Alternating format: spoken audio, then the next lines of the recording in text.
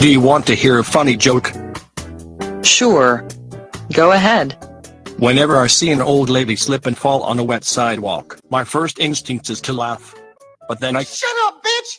All jokes aside is the motherfucking podcast with your host, Jugger Hayes, Fistful of Dollars, Wig, Dude, and Jay Will.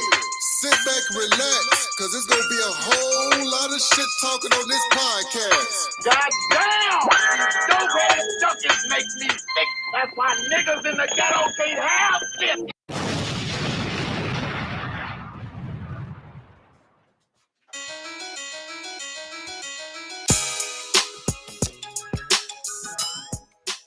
What's going down? Once again, it's the All Jokes Aside podcast, and I am one of your hosts, Jugger Hayes. To the left of me, we have Fistful of Dollars. Jay Will, baby.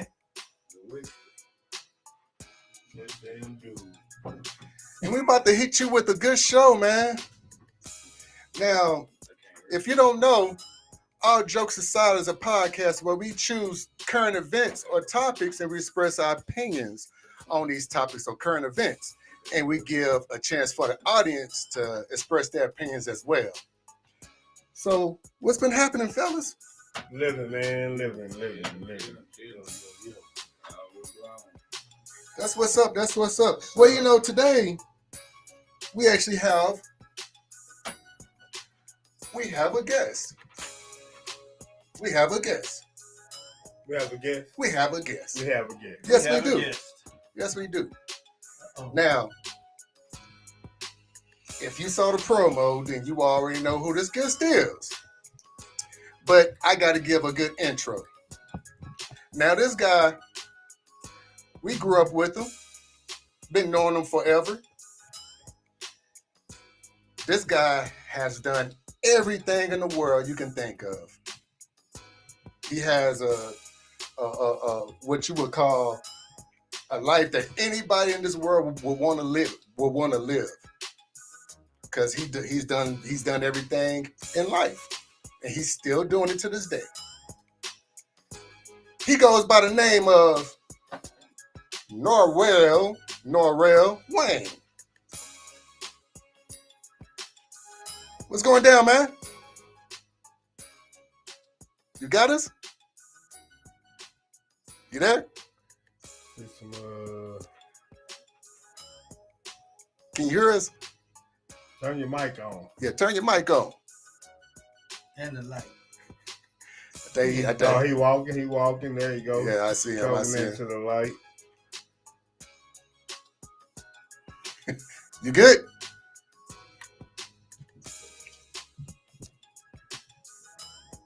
You got us? He's having a little technical difficulties, but he should be coming back in. So, while he's doing that, fellas, how was y'all Easter? Hey, man, Jay Will didn't barbecue, so I came up short on the barbecue. I even told him I'm gonna get your ass. I even told him I'd buy some shit to put on the grill. So you called the wrong nigga. You should have called me, man. Man, my bad, man. First of all, you called the wrong brown brother. First of all, my dad decided to come in town. So when I went to go get him, that's why I didn't barbecue, because I just spent time with my dad. So my bad. I got you. You know, your birthday coming up, I got you. Man, who told you to be telling everybody? See, Yeah, that's what happened when you be on Easter. Say, man, He did sat there and said something about your birthday, man. if beef jerky ready, make sure you send me some. Hey, man, not the beef jerky. I like beef jerky. What you do for Easter, Wig? Well, you pointed at dude, but said Not because I forgot what he posted. All right, you got us now? He had Modelo's with Easter eggs. Man, say, my baby know what time it is. All right, hold up, fellas. All right, give me this. Okay, I heard something. Can you hear us now? Can you hear us? I'm gonna shoot you another link, and then hopefully that'll work. But back to what I was saying. So give me 1 second. I'm gonna shoot you another link. All right. This old school nigga over here got the grandbaby's Easter eggs in a Modelo box. They were going to jail. He had to handle just throwing them in the yard. Or they hit snatch them before they hit the ground too. They got all that. It was I sent you another link. You be on that. Did you put you on there? Made to record you. You had pop out when your pop out don't give a fuck. Okay, let's see now, fellas. Yeah. All right, you got us now. Yeah, I'm in here. We in the All building. right, here we go. We good now. What's going down, man? What's up? Oh man, you know me, just chilling, man, exercising my rights. What's good with you? Oh man, you know us every Wednesday. You know how we do every Wednesday. Yeah, So- y'all been there clowning. Yeah. Okay, so man, you know it's hard when you got a bunch of people that was in resource classes. Hey, look, man, hold on. So we try to do what we can, big homie. You know what I'm saying? okay, so this is how we're gonna do it. We're gonna go around the table and we're gonna shoot some questions at you. Okay, bet. Are you ready for them questions? Man, I'm Ole here, you mean? All right, so we're gonna start with dude. Dude, what you got for me? What's the same, man? I'm like this, man. First and foremost, man, I appreciate you doing this. You know, you like a big brother. You know, we've been knowing you all our lives. You know what I mean? What's up? If you like one of, if not the most interesting motherfucker that I knew that I had man grew up with. I mean, from like I said last podcast, from putting niggas in the figure four leg like when we was little, you know what I mean? To you know, we all thought wrestling was fake, and you say, "Oh yeah, let me show you something." You know what I mean? But you know, I know, but I know a lot of the audience might not know. Who is Narrell Waynewood, man? Who are you, man? What like me, man? Elaborate. How can you explain yourself? Put yourself on a piece of paper and write it. You know what I mean? Who is Mr. Narrell? First of all, in order to do that, we're gonna need scrolls from Jesus in them times. I already know. Basically, man, I'm Narell, man. I'm just whatever. Same person you met me then. Right. I'm the same person now. 47. Just turned 47 Sunday. Born Abilene, Texas. Raised back and forth between California and Austin and Abilene. Right. I don't know, man. I just really make up life as I go, man. I just enjoy it and keep it moving and try to help people along the way. That's really who I am. Already, because ever since, like I said, I was young, man, you've been dropping jewels on us. You know, to this day, you'll see us, man. If you see something, you're going to drop a jewel on us, you know, you show right. Appreciate it, your family, you know what I'm saying? So, just wondering, where does that come from, man? Like, I mean, how do you know what I'm saying? Where does that come from? It's just knowledge or just off the top of your dome, or? I just really make up life. A lot of it is, I pay attention in life. The fact that I've never been a person to get drunk or get high and stuff like that, I see a lot more than the average person because I'm always in a state of mind to where I see everything that's going on around me. Mm-hmm. And as all y'all know, I went to prison when I was 17, and I was there till I was 36, which was 11 years ago. And so your life depends on how much you pay attention to your surroundings and how you're able to understand what's going on around you in order to know what to avoid, what to get into, what to stay out of. So when your life depends on paying attention, you tend to pick up a whole lot more than other people who are just going through life, not seeing all what's going on. Right. And picking up a lot of lessons and seeing what making so many mistakes in life and continuing to make them. I'm the person that wakes up at least 2 or 3 times a week to try to look back and see what mistakes I made the last week and how I can improve. If I come across something where I can improve upon my life, and I'm pretty sure someone else who can use the same tool to improve upon theirs. So I'm the person to try to say, hey man, I learned this lesson the hard way. Here it is. So you don't have to learn it the hard way. Right on. All right. So Fizz. All right. So I do follow you a little bit on social media, and who do you follow? I follow the clothing line. That's what I follow. Okay. I'm, You know, I'm, there's 4 in the rails, right? you have a lot going on, but Really, you got Norrell Waynewood. That's one of me. That's the original me. You got Ole Olehi. That's the yeah, fashion designer me. That's what I see. You got Woodchuck. That's the gutter, get down, gritty, sleeper me. so I got them two. That's the two I got And them. and then you got LS Catnip, and that's a whole nother story. We'll get to that some other podcast. Now we might see that person this podcast, brother. That, that had to be after midnight, when the stations go off. So Yeah, my question for you is: so I've been watching and I've been looking at your clothing line, and I've been checking it out. You know what I mean? okay. It's very appealing. You know what I'm saying to the Okay. eye. I'm just trying to figure out how you mix both of them worlds together, because to the natural eye, you just doing some real tight modeling stuff, and they be like, oh man, he kind of out there. But if they don't know where you been invited to, and some of the things you already have done that we get into later on, which will help them notice about your clothing line and your models and stuff. How did that coexist with your clothing line? How did you put them two together to make it? It's real good, and it's clean. It's clean, but it's very adult. That's what I like about it. It's very adult. At first, I think you're talking about the peekaboo tops that I make, that type of stuff, the macrame.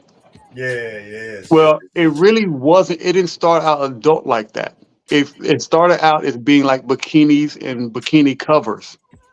But the type of people that I'm around more often than not didn't want to cover anything. Right. Amen. So they stopped wearing bikinis under it and started wearing it as the top. And that was really how it became what it became. So it was more of just trying something.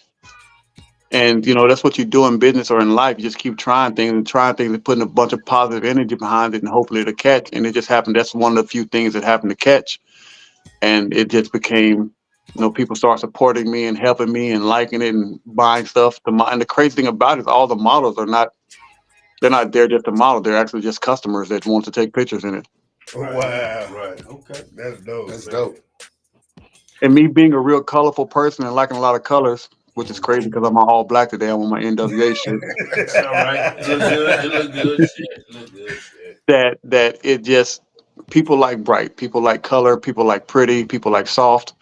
And so I put all of those things together with something I learned in prison about learning how to make a hammock out of my sheets, and just took that and put some soft velvet, some plush together, and came up with something that people enjoy. Right.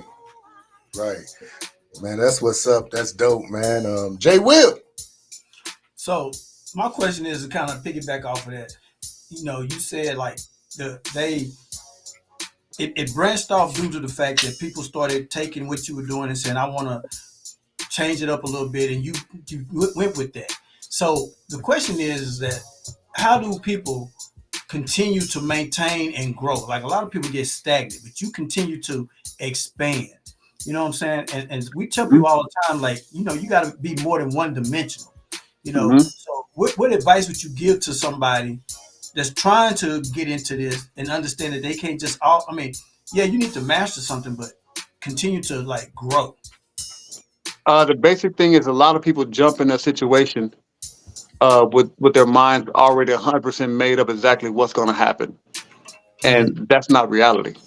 Right. You have to be open-minded and malleable enough to bend with the wind and go with the flow, and sometimes divert the flow and dictate the outcome without trying to control the process. Right. And if you allow what you have in mind as attractive or creative or successful, then a lot of times you're going to miss a lot of opportunities and turn people off. I tell a lot of people, when you act like you know everything already, people will not teach you things because you already assume, you act like you know it. So me, I'm always asking questions. I'm always asking for people's opinions, and I don't have to take them all, but no matter what, whether I use them or not, I'm taking them because they'll be necessary in even the present or the future to help me see what the people see. So if you have something for sale, I mean, that's the key to success. Have for sale what people want to buy, but not everybody want to buy what's in your head already. So you just have to feel around and get a feel for what people like. Check the market, see what people are buying, and then find all those things, mix with what your ideas are, and create a trend. You can't just wait on a trend to hop on it. You have to create one on your own if you want to be independently successful. Right. All right. Right. That's what's up. Wigster. Oh shit! What's up, big homie? It's you, man. You know, I don't really know you too much, but from what I know, you real cool. I want you to think what your position these kids in down here these days, man. I ain't gonna give you no hard question, man. I ain't gonna, pull no. Honestly, that's probably the hardest question you could ask me. Well, because I'm gonna ask you a real question. Being one of those kids before, I understand a lot of it as far as not really having much leadership or much to follow. Just make it up as you go. But one thing that the kids have gotten a lot softer, so that they're more followers than leaders. Right. But the thing we have to understand as adults is that we had 20, 30, 40 years to figure all this shit out. They haven't had that time to figure it out. And some of them are going to have to learn the hard way. Some of them are going to learn from looking at their homies have to go through it. But we can't just be mad at them and be down on them because they didn't have us there to teach them ahead of time before they made these mistakes. Mm-hmm. And a lot of it is, a lot of people get mad at me when I say this, but I am Leo Leahy. It means I don't give a fuck. Right. That a lot of it came from when, especially the young males, and I coached football youth, underprivileged youth in Midland and Odessa for about 3 or 4 years. And a lot of that mentality came from their moms or women around them saying they don't need a man for nothing. Right. And so a lot of young boys don't understand that their worth or their value because they've heard their whole lives that women don't really need them. Mm-hmm. So they end up either just doing whatever they want to or abusing women or trying to become women themselves. And a lot of it's just misguidance and lack of guidance. But I think it's changing some.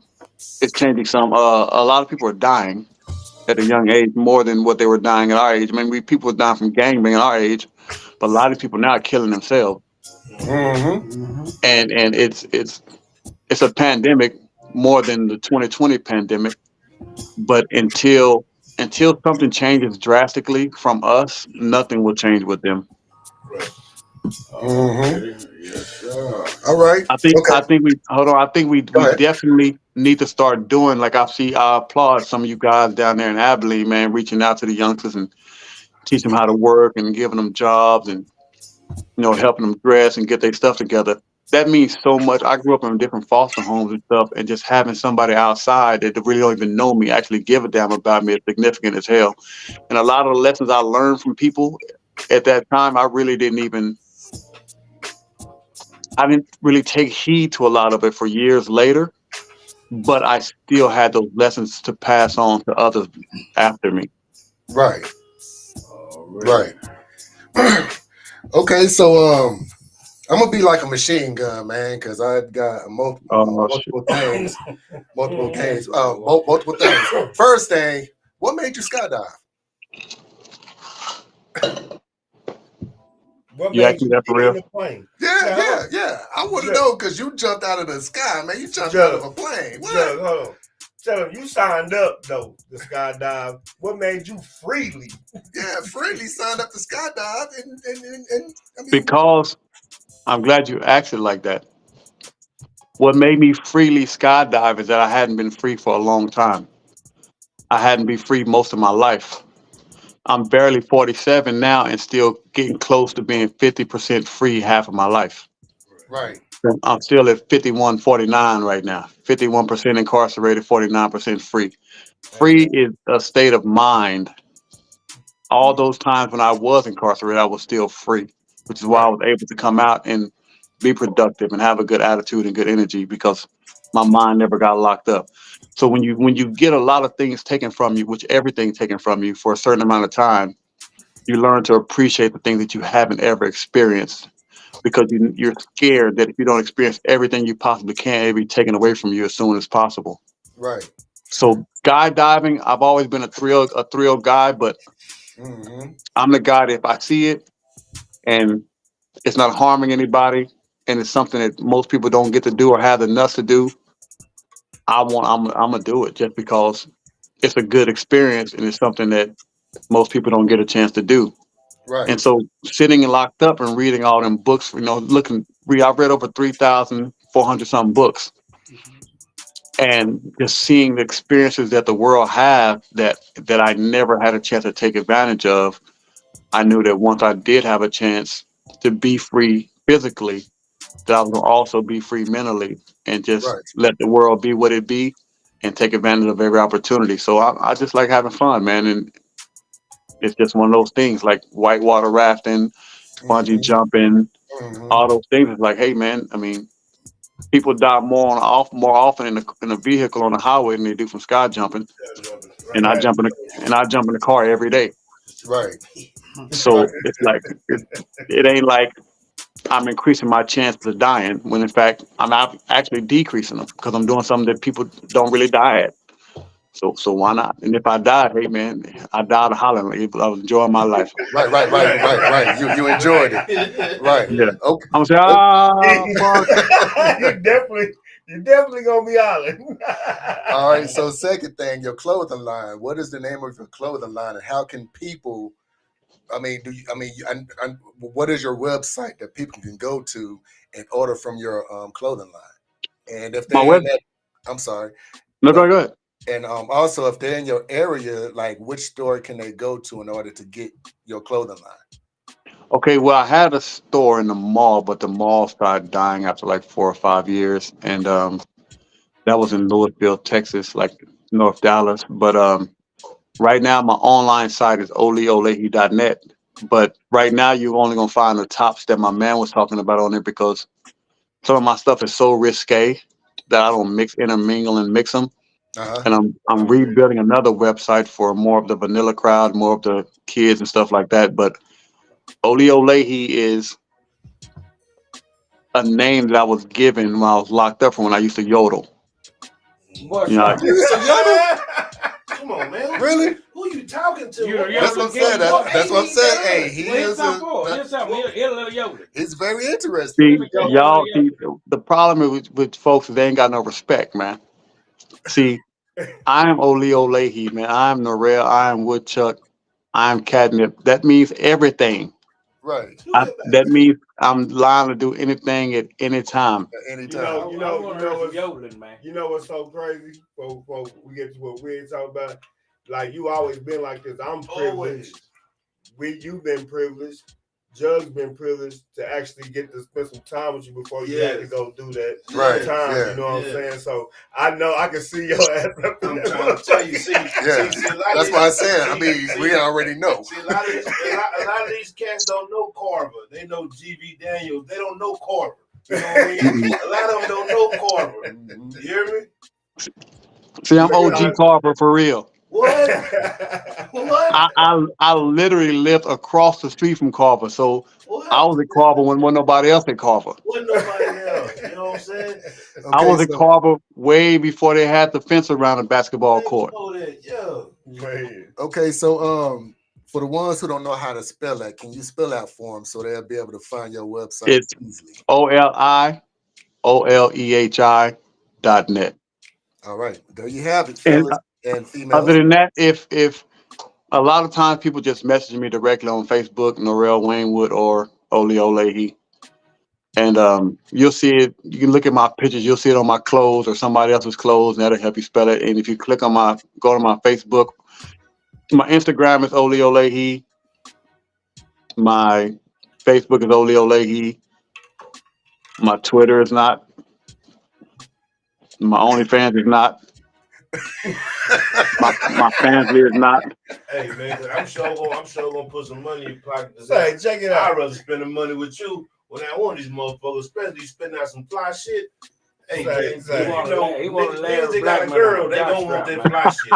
You hear me? I ain't bullshitting, man. That nigga want to Larry Blackman jockstrap, man. The dude on the butt cheeks. Shit.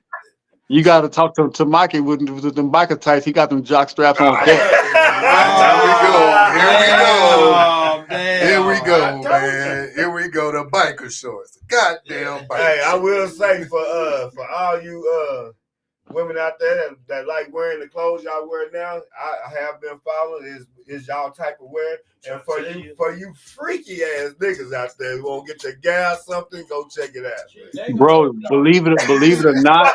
Stop. For real. I'm talking about that guarantee you be some niggas wearing the shit. Mm-hmm. I mean, honestly, some of my best models and best customers who promoted the hell out of me were guys who wore the type of stuff. Some of them were gay, some of them weren't. But me, Leo Leahy, I'm not particular to who puts money in my pocket. Right on. Right, yeah. Yeah, your personal preference of how you live your life is not even my business. Man. Right, totally. And you know who taught me that? Who was it?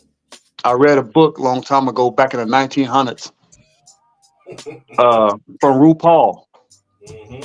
Because for a time I read everything that had words, and I don't care who wrote it.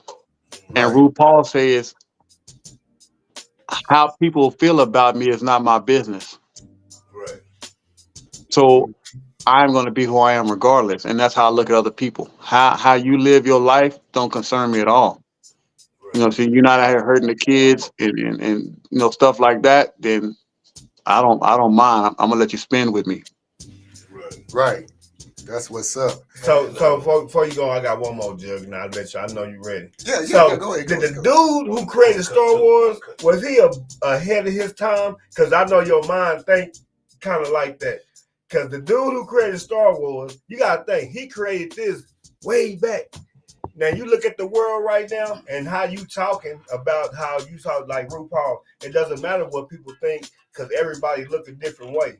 The dude just took the world and flipped it into creatures and different type of stuff. But that's the world. Yeah. He made everybody on there have some money. That's what he did. China made for sure. Everybody got compensated. They got compensated so good off that Star Trek, boy. It was out China. First of all, y'all going back and forth between Star Trek and Star Wars. I don't know what the hell. Yeah, that's what I was saying. I'm on Star Wars. Star Wars. So I mean, what does ahead of your time mean? So, Does that mean you're on time and everybody else have to catch up to you? Ooh. I'm not drinking no more. Ooh. Is that what that means? Does that mean that you had a foresight and had ideas and creativity and ingenuity and nobody saw with your own eyes or your vision and they finally caught up? Is that what ahead of your time mean? Man, I mean, I really never thought of it like that because when I look back and I look now because you can't never stop evolving. You always got to learn and never stop learning because the world, it turns. It don't stop moving. So you got to keep learning. So I think about that. I was like, dang, this dude was ahead of his time. But now you say it like that, maybe he was just ahead of us and we was behind him. Everybody that has an idea came from their own head. So if it came from my head, then that means everybody around me is already behind me. Right. Because I created it. Before I showed it to everybody else, it was in my head. So that makes me ahead. Mm-hmm. Yeah. But is it ahead of my time or ahead of y'all's time? So I don't really look at being ahead of time. I look at being you and having enough faith in yourself to try to create whatever your dreams are, and then just letting everybody else catch up to you, creating a trend and letting everybody else follow it. Right, knowing your worth and putting it out there. Can't be scared. Exactly. Hey, I'm sorry, man. I got to cut. I got one more thing. Go ahead. Mr. Narrell, man, you said some real slick ass shit earlier, man, when you said Oh, Lord. Hey, it wasn't bad. I promise you it wasn't bad. And I'm going to references, everything is a hustle, whether it's legal and illegal. The genius, Everything. The smart ones, is know how to take that street hustle, that real shit, and flip it, turn it into some positive, good shit, making money. So have you done? And the reason why I say that, you said something earlier. You said people who think they know everything, they can't advance. Don't nobody want to tell a motherfucker to know everything. Shit, first thing, oh, I'm sorry. I'm sorry. I didn't mean to insult your intelligence. But really, the person tell you that, really tell you, man, you stupid. You know what I mean? When we was in the streets, back in the day, how we learned, these youngsters these days, like we give our left leg to sit up on the old school cats and suck up their game. You know what I mean? But because of who we was raised around and how we were raised, we listen to everything and we can distinguish the real from the bullshit. No, I disagree. But hear me out though. But hear me out. If we know, if you got a good head on your shoulders, they talk a lot of bullshit. Some of that shit was just so far-fetched. We knew. You know what I mean? You got to distinguish the real from the bullshit. And like you said earlier, even with what you're doing now, you ask some questions. You say, you might not listen to it all, or you might not believe or run with everything you run with, but you listen to it all. You got to hear it all. You got to take it all in. Right. Right? And, that's like almost like some street code type of shit. I gotta say something. You know what I mean? Here's a difference. Back then, we only had the ability to be influenced who were around us physically. Right. There was no internet. There was no chat rooms and all that type of stuff. And so we just walk across the street to the shade tree, go on the way to the stove. We walk through the alley where the jig sat. Right. Or hit 13, try to get some chips from Acosta's or whatever it was. You were physically around people who would have information for you. Right. But with the internet, you have more influences now that don't give a damn about you, that don't know your daddy, that don't know your mama, that wasn't raised with your grandmama. And so the people that influence the kids nowadays don't even know them. They don't even know they exist. Right. So there's nobody giving that information knowing that you're somebody's child that they grew up with. Right. Mm-hmm. So we're not at the shade tree no more. Right. We're not in the alley no more. Right. We're not hanging out in front of the store no more when the youngsters come in and look up to us like we did to other people because they look up to the celebrities that they see online. Right. They look up to the most popular people. Everybody just wants to be popular right now. They don't want substance. They just want notoriety. Right. Like they say, if they did, just move to the internet.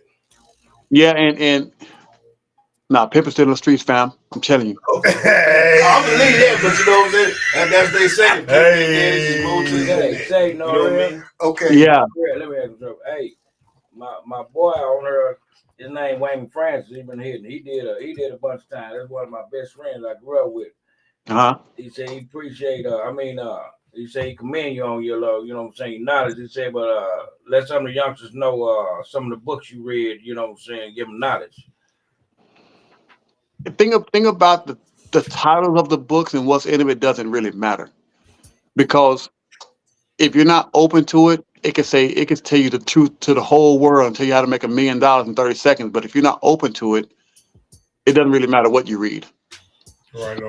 Believe it or not, most of my information that has made me who I am came from fiction books, because a lot of people don't realize that fiction books are written from someone's literal mind.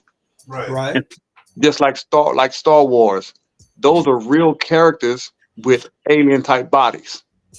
Mm-hmm. There's a lot of books you read where the situations, they have fictitious characters, but they're telling real stories of real people with just a fictitious name. Like Law and Order. Right. Yeah. Right on. So a lot of I've read so many books. I've gotten so much from so many of them. I don't even have any specific books in mind. Like Behold the Pale White Horse. That's a really good book. There's so many books, but the problem with reading a lot of those books, if you don't have the mental capacity, or you don't have a real grasp on reality, a lot of those books will send you way left. And they'll turn you into a fanatic because it sounds so crazy. You got to learn, you got to know how to decipher and discern the difference between reality and fiction. Because you'll jump on a bandwagon of something and not really understand it like you think you do, and run off the edge of the cliff. Right. Okay, so Camille McCauley says, Norel, I need you to make clothes in my size, and that is fluffy. I don't look how I looked 5 years ago. I love your I clothing line. I don't even know if I saw you 5 years ago, He said but he got the I got special. I got clothes that I made for people that's 400 pounds. Well, I got Camille, clothes. I don't mean to cut you off. I'm sorry. Camille's not that big. She messing with you. No, Go ahead. Camille always been extra. That's that down here shit. She from PD. Yeah, yeah. She lived. I grew up across the street from Camille and PD on. You know what I'm saying? So, girl, I make all kind of clothes. Like I just made a top the other day for somebody with some 48 double M breasts. God damn, That boy said Did you double get to M. measure them boys? Huh? Did you You, get to measure you them? ain't never see her face. Yeah, I do. I mean, that's part of what I do. Being a fashion designer, I take people's measurements. You know, for suits, for dresses, men, women, from head to toe. So that's part of the services that I provide for people. But when they want specific tops or whatever, do a bust measurement, cup measurement, and stuff, so I can make it fit to how they want it, and not just something off the rack that you can get anywhere. That's what Right. makes it specialty. Yeah, You Tailor can't made. get that Right. anywhere. That's the whole Tailor play. made. That's Tailor the made. whole play. You can't get that anywhere. And that's why, when I do the measurements, I give them a card. So if you ever want to go to a haberdashery or something somewhere else, you can take them your measurements or your specific measurements and get your stuff tailored to how you want it. See, that's real. That's right that there. real That's business. real. Right. Yeah, That's real. what's up, real man. right there. Real talk. Okay, They Norwell, They man. want to get some jock straps done, man. See, I ain't doing no measurements. You feel me? All right, Norwell. We have a game for you, man. Oh shit! Yeah. Okay. Talk to me quick. Don't talk to me slick, man. Oh, right. That's that old school. Well, I'm just shit. gonna talk slow. Yeah, you know, shit. All right. We gonna throw different movies, different artists at you, and you have to choose one. But if you say both, I know you heard this before if you watch other podcasts, but if you choose both, you will have to tell us the craziest thing that you witnessed while, wherever you was at. Just the I mean, craziest thing that you witnessed. When you was if on you want, if you want to, you can skip the game. It's up to you. Already. No. We gonna play the game. We gonna play the game. We gonna play the game. All right, Okay. here we go. Life of Soul Man. Life.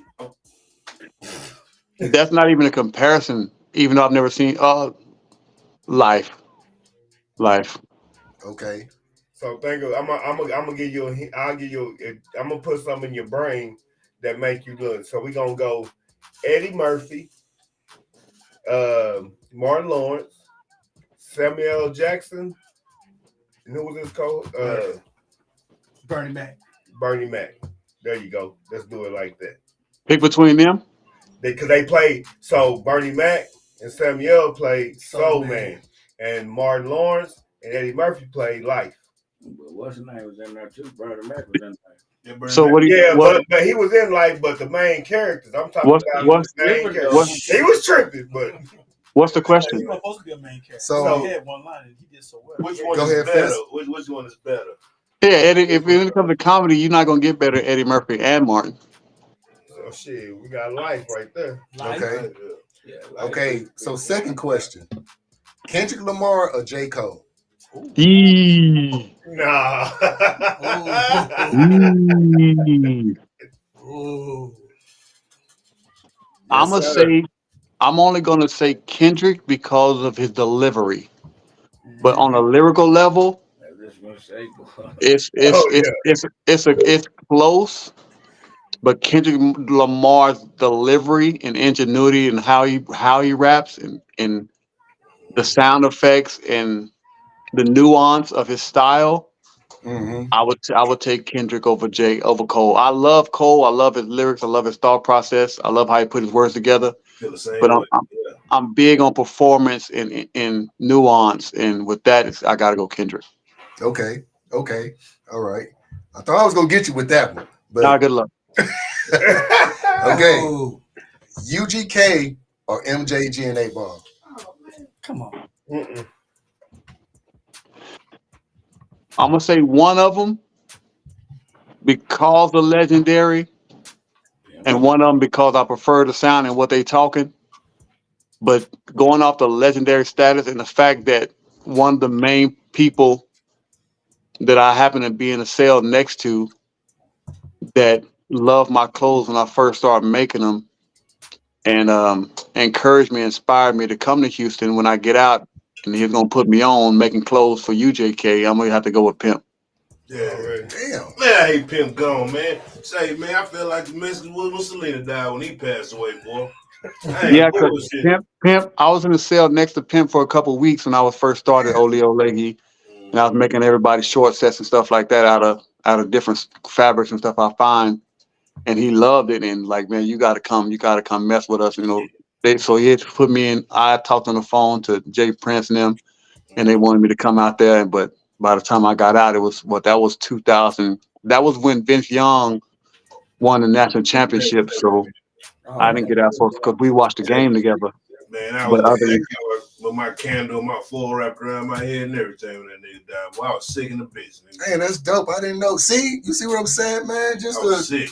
I mean, just sitting there chopping up with Pimp C, man. It's the conversations you hear in other interviews and everything. You actually sitting with them just behind the scenes, no cameras, nothing like that. So you actually talk to the real Pimp C. Yeah, I know. I know him.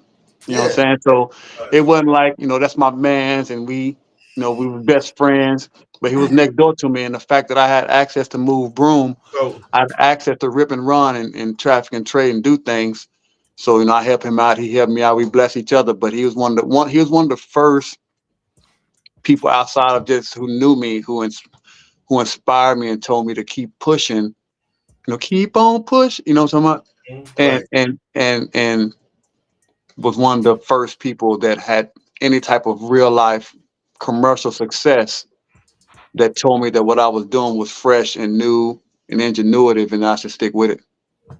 I want to elaborate on that for y'all that don't know, and for those who do know. A week in prison is like fucking a month being next to somebody.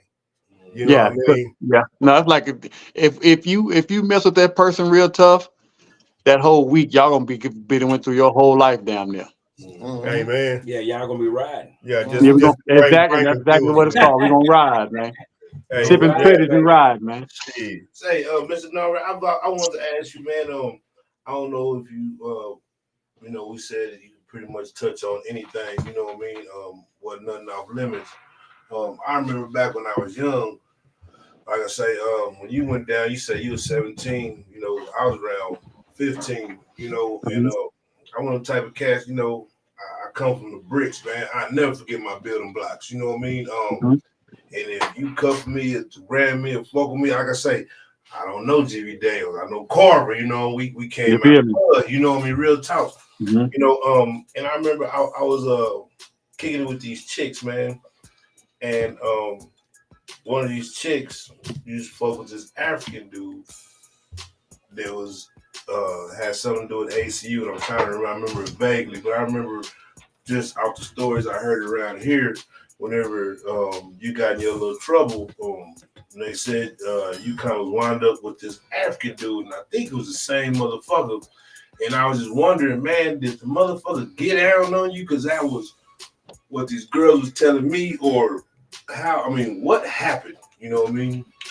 Did somebody get down on me? First of all, did somebody tell on you? Somebody, it's just stories they was telling African dude that was embezzling and doing all this shit, kind of rolled over on you and put it all in the mix. That's what, You know what's the funnest shit in the world? It's going places and hearing stories about yourself. Yeah. And I promise I was like 15 when they was telling me this, and it sounded far-fetched to me. Like, I don't know what happened, but that was the crazy part is like when what's even crazier than when people are telling you stories about yourself, not even knowing that they're talking to you. Right. Right. I've been a lot of places where I hear so spectacular stories about. I would be so impressed about the guy they're telling a story about and realize that it's me I'm like, no, fam, that ain't no.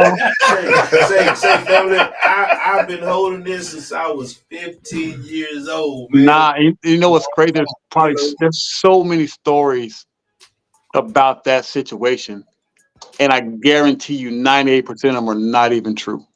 That I don't even know nothing about no Africans.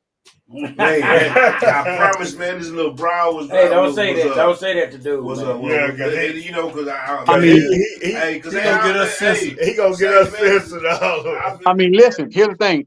As far as that story is concerned, that story didn't involve anybody but me and the security guard at Sears at the mall. Oh man, see, that's why dude been having the ear for Africans ever since then. I got the true story, y'all. Man. So you want the story?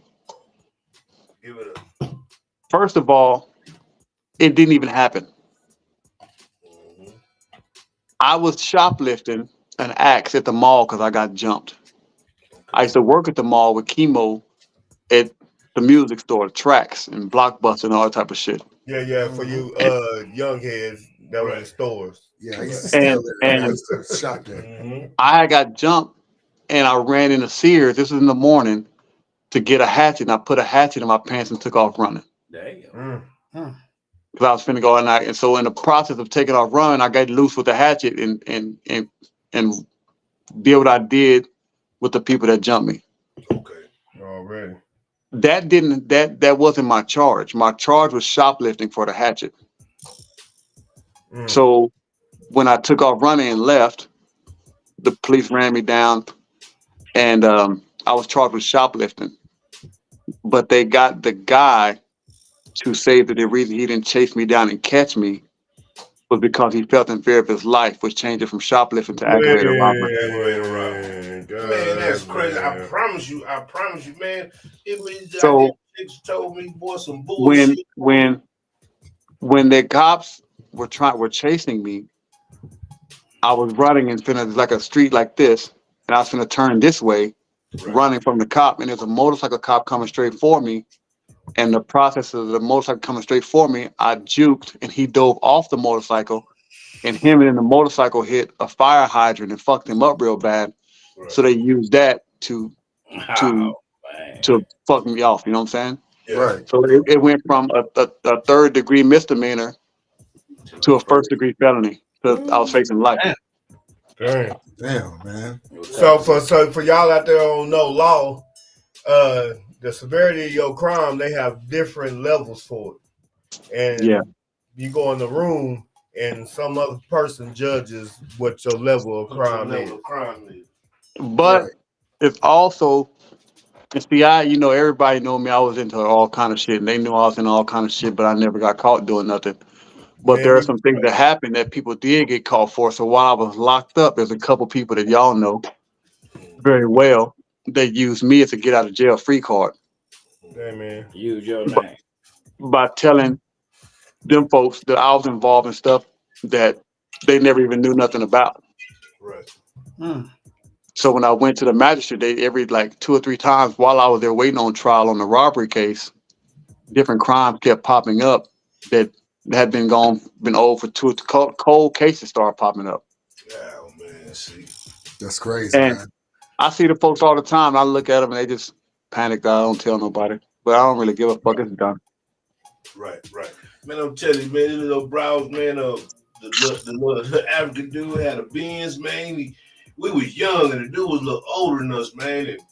And long story short, they tried to say the dude was embezzling, doing all this, and that you was tied up with it. And now, like I said, I held this as I was 15 because I thought it was far-fetched. And I always wanted to ask you, man, but I wanted to ask you about a whole bunch of mother men. You was never like on a one-on-one basis since you've been home. Mm-hmm. Man, tell you, because I'm like, man. A lot of folks. This also goes be with life and business. A lot of people want to know things, and if they don't know, in order to sound like they know, they create their own stories. Mm-hmm. And that's why you be who you are, and you create your own narrative to where people can't make up anything because you are who you are so obviously that anything else that anybody else says, they know it's untrue off top. Right. Yeah, we glad Exactly. you told dude that, man, cause he been having help. I heard me set trip on the African. Man, Man, set yeah, trip, he man. been- Hey, yeah, hey, he hey, been hey, that man, if it's real in 100, that's not set tripping, man. If it's real, Man, leave them folks alone, man. Man, Man, no real. No real. I'ma I've leave been. him He talking about you remember me when they from put the some old deodorant school. on. I'm trying to help him out. Okay, so back to the game, man, because we Okay. gonna get We on the got one for Africans. the viewers. We got one for the viewers. You smell like water, brother. Shut your ass up. Ah. Damn. Okay, here we So go. from the viewers, from Camille, we got Prince or Michael. Mike, hands down. Mike, man, I'm just saying we just go up to the viewers. Okay, Step on too. Okay, next. See? You said not who? See, I've been trying All right, to be friends. here we go. Here we go. We got Oh, Lord. Menace to Society. We got Menace to Society or Boys in the Hood. That wasn't no good. I'm more of a men's society guy because I grew up boys in the hood, living in Cali. Men's society was my era where it was fly, it was rims, it was drop top. You know what I'm saying? It wasn't so much gang banging as it was just street shit. You know what I'm saying? Right. So, I was more a 5.0 with rims than I was in the 6.4. Yeah. So I related to men's society a lot more. So I'm gonna say men's society. Okay. What about the King of New York and New Jack City? E. Yeah. You went down there. King, Yeah, it did. Huh? New Jack City, I related to culture wise. Yeah. King of New York was way more real though. Man, say like you. So I'm say it like it is, huh? I'm gonna even just go because they look like me. I'm gonna go what was real, and I'm gonna say King of New York. Yeah. You ain't gonna go with Pookie? That was Wow. good. That was a good one, Wig. That was a good one. That was a good one. You gonna go with the 5 Heartbeats or the Temptations? Ooh. Man, come on, man. 5 heartbeats all day, man. Eddie Kane in the building, Oh, Eddie man. Kane. What? Oh, The Eddie heart? Kane. The what? Everybody Is there a heart in the house? Is there a heart in the house tonight? You know what I mean? Hey, but hold up, but you gotta admit on the Temptations when they did Papa Was a Rolling Stone, that was like that was because of that song. The That heart. was just that song. Man, that was real. But in real life, See- y'all know Temptations one of the baddest groups ever. But that was the Five- hardest part of the movie. hold up, y'all. 5 heartbeats I can relate to because of growing up with people like that. Like I know y'all that know the Brown Derby and all them places like that and Bumper Run. A lot of it was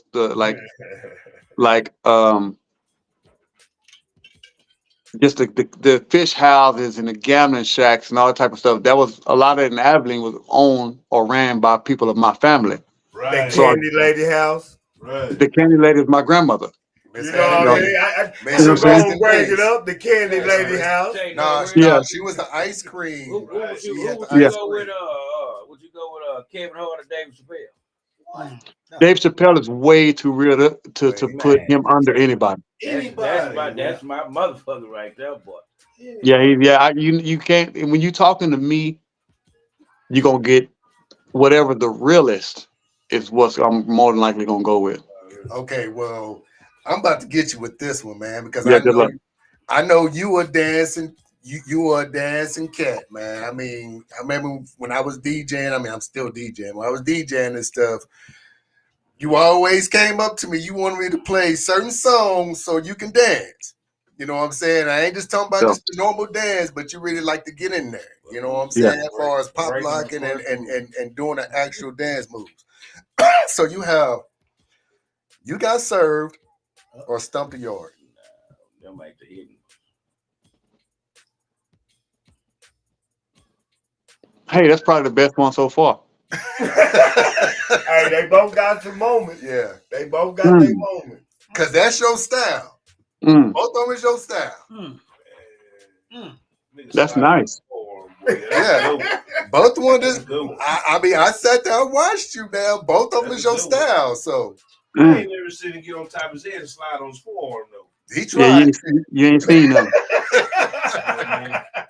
I I fuck seen around him and get dance on loose. skates. You That's all I'm saying. I'm gonna have to go as far as movie wise. I'm gonna have to go with Stomp the Yard. I'm gonna tell you why.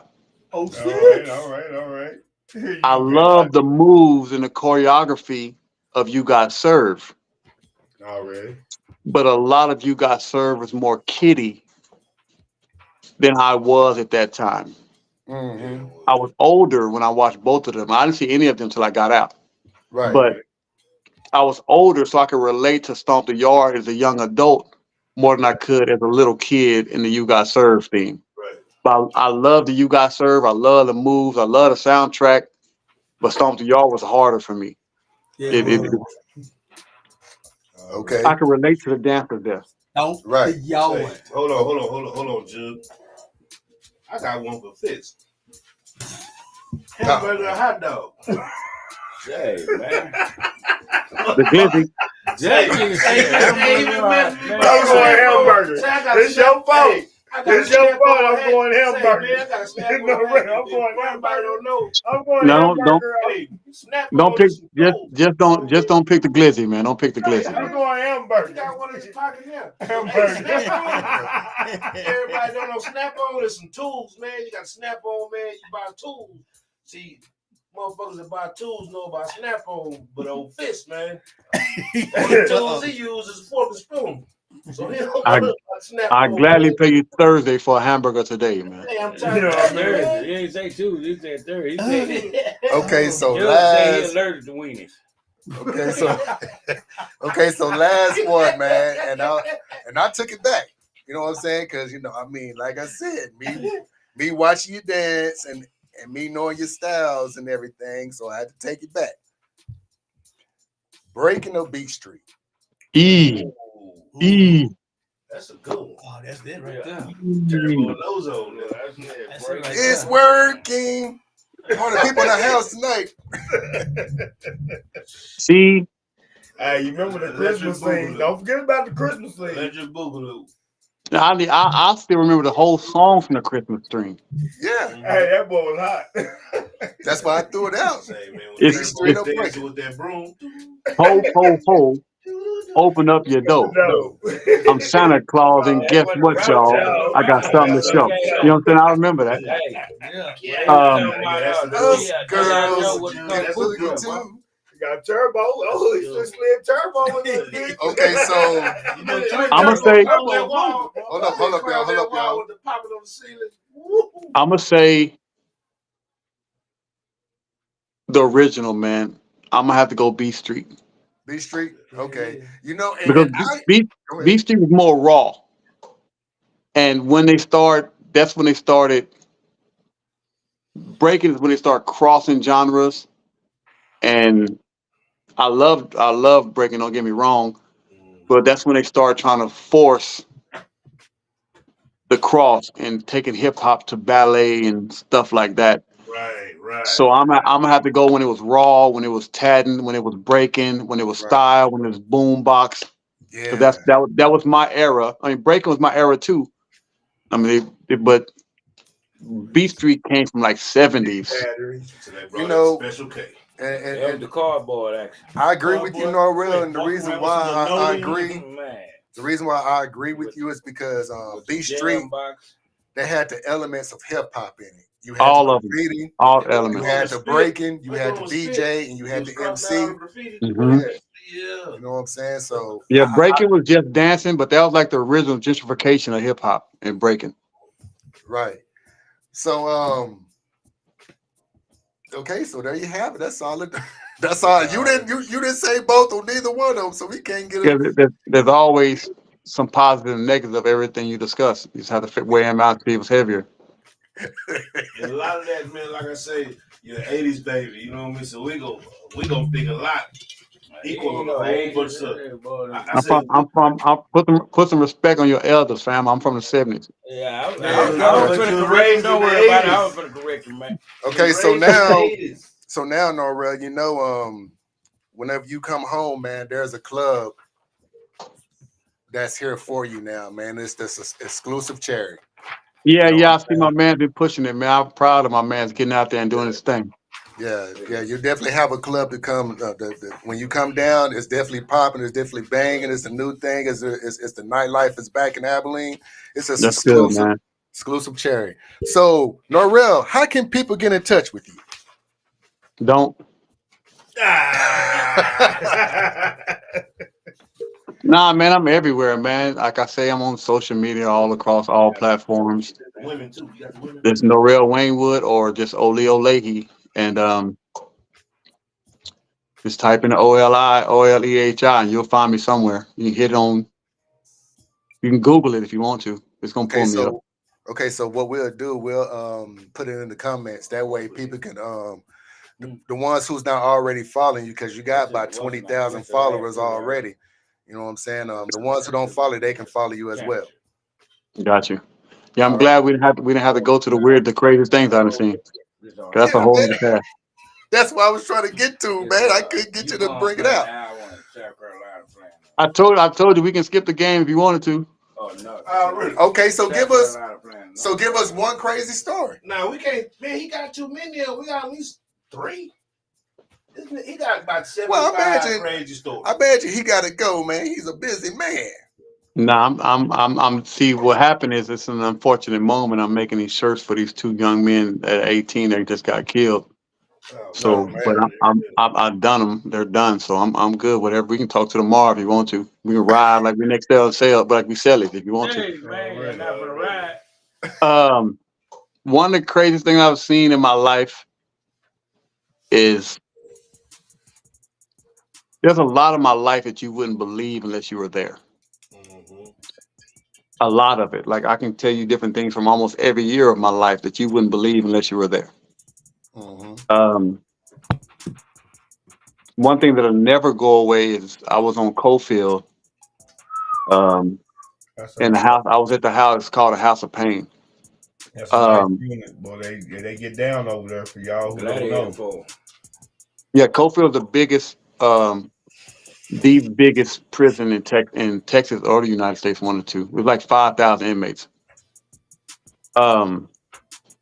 This was back when all the Mexican gangs used to be going to war all the time before they started locking them up. And you know the thing about it is you make friends with everybody, you get cool or become associates with everybody, but when they go down, it ain't your business. You know what I'm saying? Right. It could be your cellmate or your best friend. It ain't your business. Right. Sometimes I didn't understand that and got myself in certain situations anyway. Ended up going to war with the Mexican mafia, just me and my white dude friend. Not that smart, but we came out victorious. You know, I fuck around. Yeah, well, you know, like you like a 13th degree black belt, man. Like I say, if you know Corvo, and you know. The thing about it, I ain't. I'm gonna tell you something. But the feds might be listening. You ready? It wasn't that I could fight so well. It was I was scared to death to fail. Right. Because when I first went to the county, I seen dudes coming back on bench warrant, and the rule was when I got locked up, if I knock you out, I'm gonna fuck you. And me being 17 years old was terrified of being put to sleep to where I can't defend myself and keep that from happening. Right. So my jab was on 1,000% accuracy. You goddamn right. I didn't go in that bitch doing kung fu. I went in that bitch doing 35 jabs because that's the longest punch I could have to keep you as far away from me as you can. So you don't knock me out and then destroy my manhood while I'm asleep. Right. Because once you see that happen in real life and you see somebody get knocked out and penetrated, it changes your whole aspect. Once you see somebody get raped by another man, it changes. I don't care what you saw before. Hey, man. Until you see that and you hear that and you smell that mixed with blood and all that type of shit, then you know that, hey, man, that's not for me. Right. And so you do everything possible, whether it's weapons, shanks, magazines made in the nightsticks, whatever the hell it is, you do everything possible to keep from being that person that's laying down right there that'll never be the same for the rest of their life. The goal is to come home if you got that motherfucking ticket. No, that's not the goal. That's some people's goal. That wasn't mine. That's why I stayed so long. Yeah. My goal was to be me. Everything that I hold dear, to hold that dear and protect it with my life. My goal was not to try to hurry up and go home, or I would have hurried and been home, but I had to leave some things behind, like my manhood, like my dignity, like my self-respect. You can't. You gotta stand up for yourself in there. So, and it's so I've never left that behind. That's why I'm still in the rail. Right. That's what's up. Gotcha. I had to do extra time in order to keep that because of the sacrifices I had to make to keep all my self-respect and dignity intact. Right. But it was more than worth it. Right. So I still feel whole. I'm still complete. I'm not half a nigga. Right. You know what I'm saying? But anyway, the crazy thing I saw is a partner of mine. He was in the one Mexican gang, and they got into it with another Mexican gang, but he happened to be on the yard by himself with 3 of them. And so they stabbed him up over 100 times, killed him, stomped on him, kicked him, stabbed him, face, body, legs, heart, stomach. The guards never came. So they just kept going until all his blood was just in the grass. He was dead. He lay there about 10 minutes just. So everybody, we go back to what we was doing, it's daily. So and everybody keep looking over there. He just laying there. So I guess by the time wreck is over, they're gonna come out there and see the count is short and go find him. But until then, it's over with for him. Right. And at that point, your emotions put in your pocket, so you don't really give a fuck. And we just happened to turn around, and it's like I said, you won't believe you was there, and looked over, and the man was doing pull-ups. Man, get the fuck out of here! Really? After they stabbed him and shit. The thing about it is it's people on my page that will probably see this that were there with me that will be able to corroborate the story. Saying Rick, he can't go nowhere. He couldn't do nothing. So after they stabbed him, he bleeding and everything. You look over, he started doing pull-ups. He was doing pull-ups. Man, you think he was just at a state of shock or? And jumping jacks. No, he ain't coming to go dead, dude. Oh, you talking about the dude that killed him? No. You talking about the dude that was on the ground? The dude that was dead. Yeah, they say he's supposed to be dead. He was dead. And so the man, when he got up, he was doing pull-ups and doing jumping jacks. The people who stuck him didn't realize until all their homies, because they'd already passed their knives back through the gate. So, because it's like a section of 5 different rec yards, but it's gates separating all of them. Yeah. They passed their knives back to the gate, and they closed and got some fresh clothes, so they couldn't be. No, they gonna know it was them, but they can't hold them guilty in a court of law because ain't no evidence. And somehow, after he did his pull-ups, he went and got his knife. And when I say the man acted an ass, the man got his licks back more. Yeah. He took one out right there, and the other one died on life flight. But he did die but he got them. And then the fact that he came back, he had enough strength and enough willpower and enough want to come back from where he came back to get his licks before he died. That's kind of like saying, I killed the man who killed me. That type of determination is what you can't replace. That you can't compete with that level of determination. No. And I can see a man do what he wants to do and accomplish his goal from death. Man, I ain't got no excuse. Right. Yeah, you're exactly right. So, who was that? It says Facebook user, but they had a question for Norrell. Ask him, do he remember when he punched the guy at Cooper and ran around the corner and passed out? That's Mr. Chris. That's crazy. And that question comes from Mr. Chris Cherry. Yeah, that's Chris Cherry from the exclusive Cherry. I passed out? I've never passed out in my life. He said he was drinking that buttermilk. He tripping up. I punched somebody and I passed out. Why would I do that? Maybe he's talking about the other person passed out, ran around the corner Well, and passed out. if he got punched and passed out, that's on him. I don't. Chris, who you talking about? Him passing out or somebody else? At Cooper, I got in a fight at Cooper. Yeah, it says, he says you punched that guy at Cooper and ran around the corner and passed out. I've never passed out in my life from anything. I don't know what he taught. Passed out when it's time to go to sleep.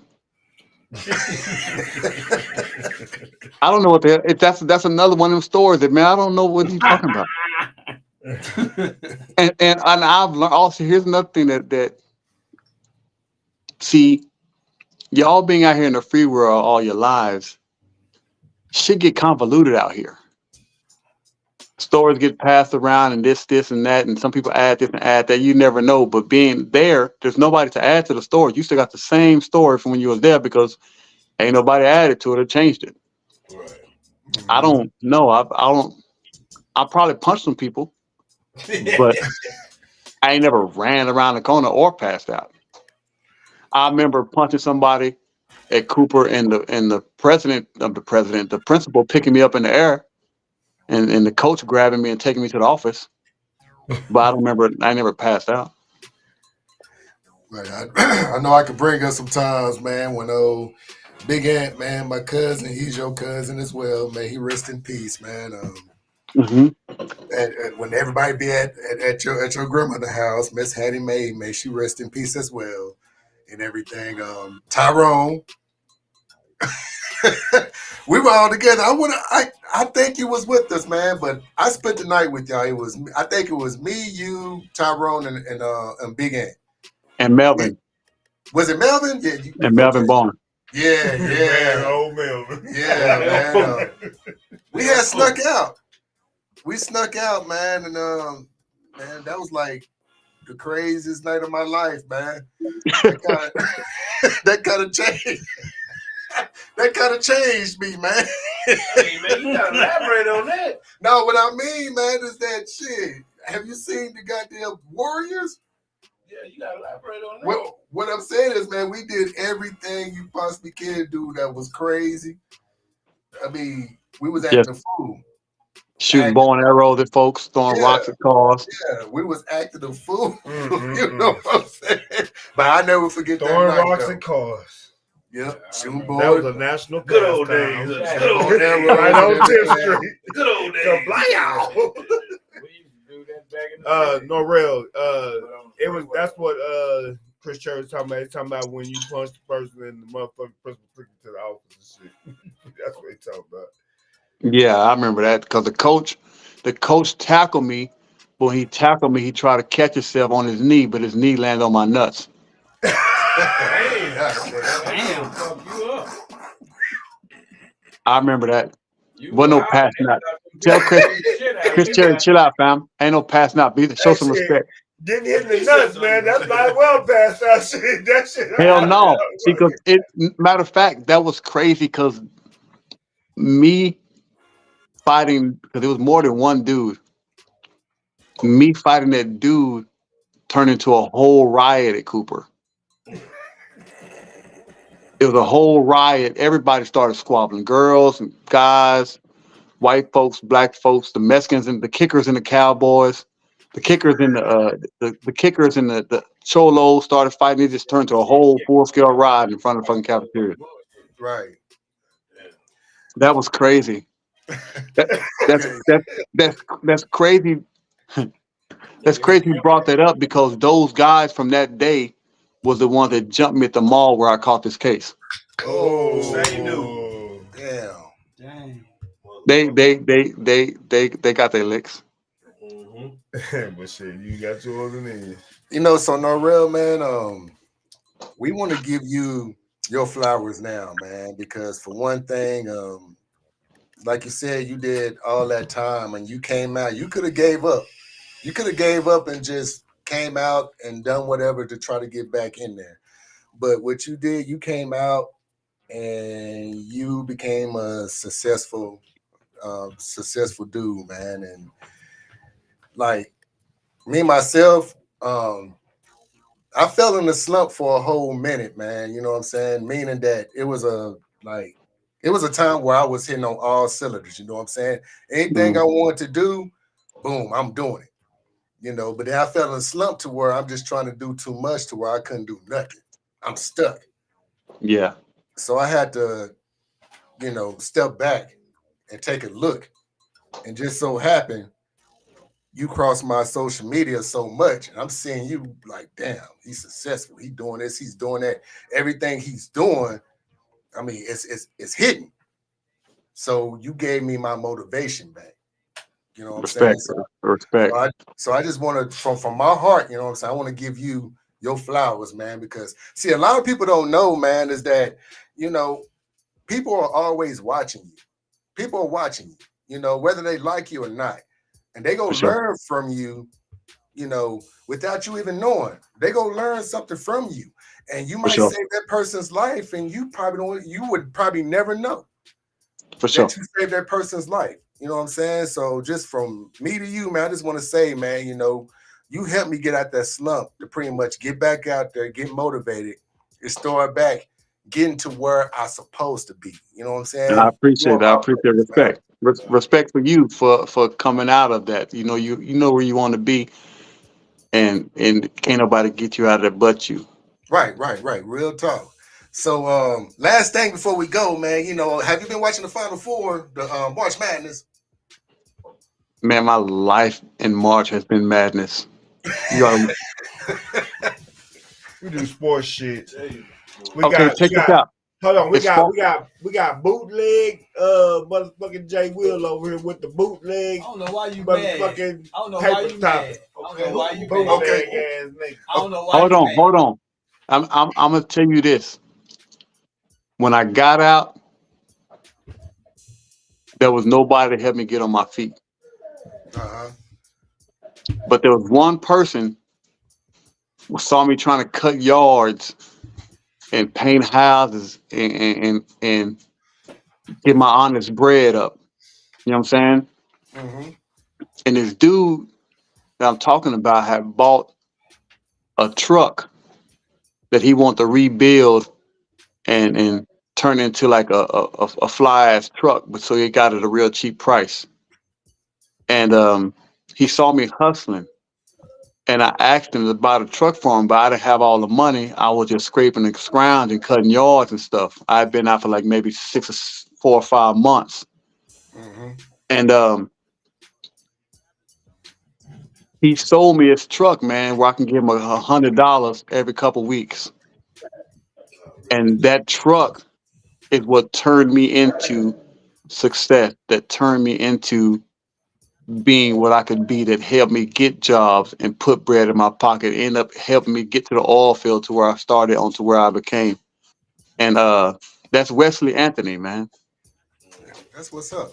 And he said, man, I see you out here grinding. He said, I really don't want to sell this truck. He said, man, about everybody that's coming out here getting out, you're the only one I see here breaking your back to try to put a few dollars in your pocket and be successful. He said, I know you ain't got all the bread right now, but I don't. He said I bought it for whatever he bought it for like $1,000, but he let me pay him at $100 a time till I got about a couple months. I could just hand him $300-400 to end it, but he didn't want nothing extra. He told me, he said, man, I just want to see you succeed, man. So when you can take care of me, you can take care of me.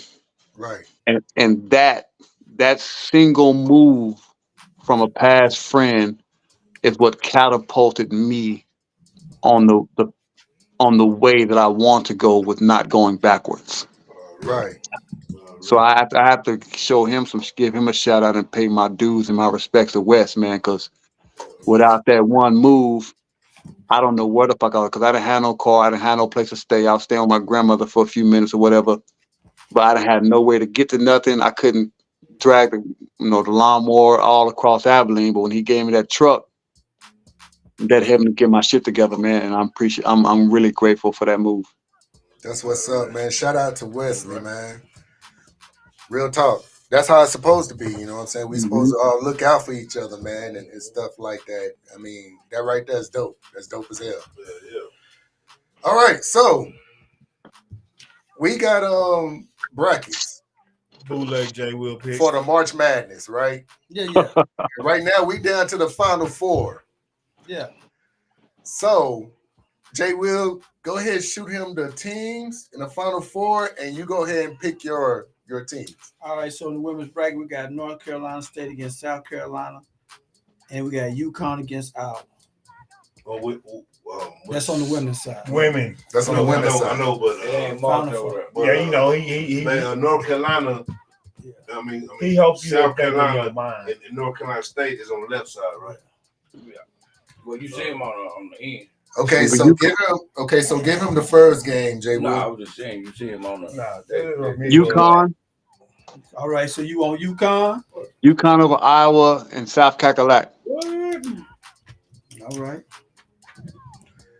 All right, so there you go. Okay, now for the mans, Jay Will. What do I win? You win turtle shell, fried shirt, turtle shell on rice. We haven't got our sponsors yet, Norrell, man. We still man. I thought I might win a all inclusive trip to Cat Claw Creek or something. Hey, man. I tell you what, take the water. You want some of that water? We're gonna make sure you get one of our first You want some of that Cat Claw Creek water? For sure. Yeah, we're gonna make that apparel though. Who you got? We're gonna get that apparel. Hey, what about last week's pick? I got it. Wait, but hold up. Before we do that, we got to get Norrell's men's picks first. All right, so on the men's side, we got UConn against Alabama, and we got North Carolina State against Purdue.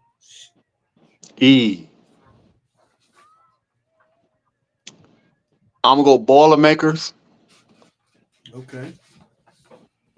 And just because the no cap Gump, I'm going to Alabama, man. Just because the cap. Underdog. And if you don't know what the cap is, then that's on you, man. Underdog. All right. Yeah, I'm gotta go with the Gump, man, because the Gump, Alabama, man, they did their thing this summer on the boat docks. Yeah. Yeah. Long as don't throw a hat in there, boy. Yeah, I gotta do it for the cap, man. It was another brother. They got a video. Y'all gonna be seeing it in the next couple of days. It was a black dude on at the same. I don't know if they was down that way, but he was at some kind of swimming thing. Oh, I seen that. 10 white dudes and one black dude. Boy, he got on everybody's ass. He was dropping them left and right. Man, Yeah. I'm talking about he got on their ass. Send me the link. They tried to jump him. Yeah, they tried to jump him. He tried to jump, but I'm talking about he went to Cotton Eye Joe and boy. Okay. Yeah, I'm going Purdue and Bama, man. Gotcha. Bet. Really. Okay, Norrell, well, shit, we appreciate it, man. Appreciate the interview, man. Once again, man, hey, I know everybody in this room is proud of you, man. Keep doing what I you're doing. appreciate it, man. You know what I'm saying? Support you 100%. Thank you. You know, definitely go keep watching you, man, and keep learning from you. I'm not afraid to say that I learn from people, man. That's the only way you can be successful. If you are ever in a room where you're the smartest person, you're in the wrong room. There you go. You goddamn right. Well, the room ain't gonna go. They've always, I've always been in a room with a bunch of smart motherfuckers. That's like that somebody don't know how to play. You gonna get dumber and dumber. I literally can't stand being around a lot of people that I know more than. There's nothing for me to learn there. Right, yeah. I love being around people that have more knowledge than me, that way I can increase my own. Right. Yes, sir. Right. I learned a long time ago, man, is that, you know, I might have a lot of knowledge on some things and you might have a lot of knowledge on other things. If we just sit there and we hold a conversation and you bring me into your world and I take you into my world, we can learn a little bit from each side. You know what I'm saying? That's what I learned a long time ago. And I ain't gonna lie, when I was young, I was cocky as hell. I was like, no, I'm not. I remember. Hey, man. What's your Jerry curl? Hey, I don't know. I don't know if y'all know Tamaki from back then, You heard it. but Tamaki was always better than everybody else. Hey, man. What is Jerry curl? Man, it was natural, man. That boy had a shame. He was always. He would never want to get dirty with everybody else and get down with everybody else. Tamaki was always too. Tamaki was a pretty boy. What is Jerry curl? It was natural and curly, I man. remember when Dick I don't- put him in the Boston crab till his nose started bleeding. I don't really know Tamaki that much from high school era, but elementary, middle school, Tamaki wasn't doing no dirt. He wasn't putting in no work. He was gonna be Damn. anytime we get ready to go down, Tamaki headed right past Wilson to the house. No, because see, I'm gonna tell you what I learned a long Hold time. on. Go ahead. But Jesse wasn't gonna stay there too goddamn long himself. I'm behind Tamaki. Yeah. He right behind Tamaki. He said they was on for. Say, you know they was them house niggas, man. You know, man. It wasn't no. Hey. I got tired of getting my ass whooped. No, hold on. Hey, I'm look, gonna tell you. hold on. I got tired of getting my ass whooped hanging out with y'all niggas. I got ass whooping. Man. So Red wasn't getting no ass whooping. No, see, there's a difference. The difference was I got the difference was I got so many ass whoopings that I had one coming regardless. So I was gonna do whatever hell I wanted to anyway. Man, What you go do? look, this is the reason why I was like that, man.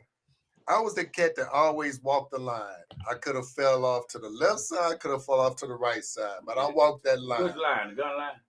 Well, yeah, it was possibly the gun line. The thing is, man, is that it comes to a point, man, when if you fell on that wrong side, and most people who know me know Wanda Shepherd, aka Wanda Brooks, which is my mom. Facts. My mama known to beat up man. So Miss Wanda ain't play no games. So what the hell you think she did to me if I got into some shit? Man, you was her baby. She was. Hold on. Shit. Miss Houston didn't play no games neither. If that Jerry curl was coming across the Woodson Park, it better be a fat nigga following behind him. And my hair was natural curly. Fine, but you did put juices and berries in it though. I was there. But that boy hair was tighter than down. the thing about it is we can laugh and joke about it at all times, Mm-hmm. but a lot of me wishes I had that structure. Mm-hmm. And I wouldn't have made the mistakes that I made. Maybe I would have, but it would have been a better chance of me not having to go through the things that I've gone through to get to the person I am now, had I had the structure to be someone else. And that's what a lot of the kids are missing nowadays, that structure, that respect of their parents, or their parents even giving a damn enough to make sure that the Tamakis don't turn into the Peanuts. You know what I'm saying? Or the Jessies don't turn into the Knoxes. And it's not a knock on anybody. It's just sometimes when your parents are still in the streets or still in the struggle or still in the game, you have no choice but to be the same person. Amen. Amen. So we gotta get out the streets before we can get the kids out. Right. Say break the cycle. Right. And if we don't get out the streets, what do we expect from them? Mm-hmm. Right. Right. I could say, boy, I mean, shit. I mean, it was a lot of times could have went left. And it was sometimes we did go left. But We don't remember. the thing is that shit, I mean, stand on that line when somebody be like, man, you know, to Mikey, man, try to stab such and such. No, not him. I remember Tamaki was that one that had that emotional last anger. They start crying. And Yeah. That was Tamaki. You go to crime, try to beat you to death. Yeah. Yeah, I was that crazy when they try to. Yeah. I remember, matter of fact, out of all y'all, I remember. I don't remember her name. I'm tripping. Jesse's sister was a squabbler. Oh, I tell Patricia. Patricia was the one to squabble anybody, anytime. And you know how many times we had to walk home because of that shit? Off the bus. Patricia took no shorts at all. With them funny colored eyes. I'm talking about at 8, 9, 10 years old, she was having a little girl Sandy in the motherfucker Stevenson Park. Dusty. Man. If it wasn't, come on, Trish, let's go home. We can't even play no more. Yeah, because she done ruined it for everybody. Everybody. If it wasn't her, Wig, it was Mika. Now, see, I'm gonna tell y'all something y'all don't even know. Mika and Coco, them was mostly Mika, but them was the only two females I ever been scared of in my whole life. That's what I'm saying. Bro, Mika was the business. Yes. Mika crazy than a motherfucker. Hey. Odessa was up there too. Yeah. Mm-hmm. But Mika and Coco, I wanted zero smoke. Hey, you know what's so crazy, no real? Guess who my boss, one of my head bosses is in my job is Odessa. I see it. I be like, let her know. Let her know that my fighting record right now is close to 113-0. Till I still don't want no smoke. Still want no smoke. Man. I still don't want no smoke. I'm still scared. I told Mika, I see Mika a couple years ago, man, I'm still scared of you, man. For some reason, it's in my heart. Hey, we gonna say some squabbles. Mika be 1,000. We gonna say some squabbles. When we was at Lincoln, man, and we chilling outside after breakfast. We chilling outside. It's a lot of Mexicans on one side, a lot of blacks on the other side. Hold on.